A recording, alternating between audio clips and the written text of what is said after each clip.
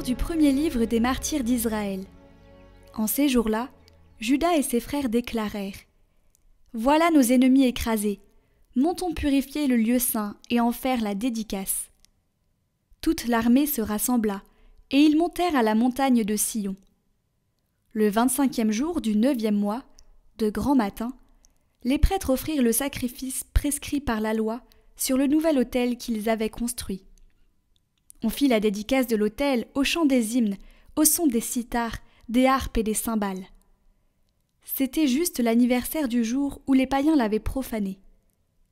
Le peuple entier se prosterna, la face contre terre, pour adorer. Puis ils bénirent le ciel qui avait fait aboutir leur effort. Pendant 8 jours, ils célébrèrent la dédicace de l'autel, en offrant dans l'allégresse des holocaustes, des sacrifices de communion et d'actions de grâce. Ils ornèrent la façade du temple de couronnes d'or et de boucliers. Ils en restaurèrent les entrées et les salles, et y replacèrent les portes. Il y eut une grande allégresse dans le peuple, et l'humiliation infligée par les païens fut effacée. Judas Maccabée décida, avec ses frères et toute l'assemblée d'Israël, que l'anniversaire de la dédicace de l'autel serait célébré pendant 8 jours chaque année à cette date, dans la joie et l'allégresse.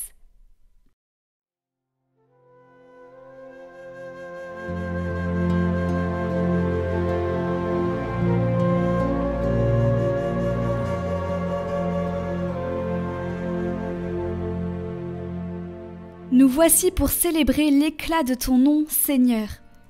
Béni sois-tu, Seigneur, Dieu notre Père Israël, depuis les siècles et pour les siècles. À toi, Seigneur, force et grandeur, éclat, victoire, majesté, tout dans les cieux et sur la terre. À toi, Seigneur, le règne, la primauté sur l'univers. La richesse et la gloire viennent de ta face. C'est toi le maître de tout. Dans ta main, force et puissance. Tout, par ta main, grandit et s'affermit.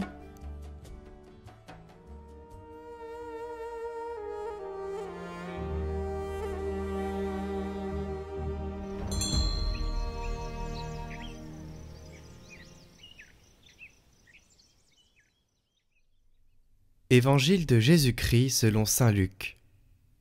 En ce temps-là, entré dans le temple, Jésus se mit à en expulser les vendeurs. Il leur déclarait : Il est écrit : Ma maison sera une maison de prière. Or vous, vous en faites une caverne de bandits. Et il était chaque jour dans le temple pour enseigner. Les grands prêtres et les scribes, ainsi que les notables, cherchaient à le faire mourir. Mais ils ne trouvaient pas ce qu'ils pourraient faire. En effet, le peuple tout entier, suspendu à ses lèvres, l'écoutait.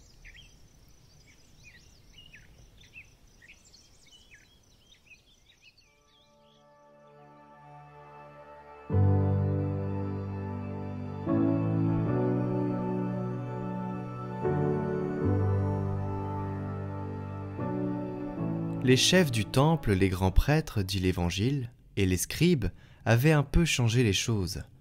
Ils étaient entrés dans un processus de dégradation et avaient rendu le temple sale. Ils avaient sali le temple. Le temple est une image de l'Église. L'Église subira toujours la tentation de la mondanité et la tentation d'un pouvoir qui n'est pas celui que Jésus-Christ veut pour elle. Jésus ne dit pas « Non, cela ne se fait pas, faites-le dehors ».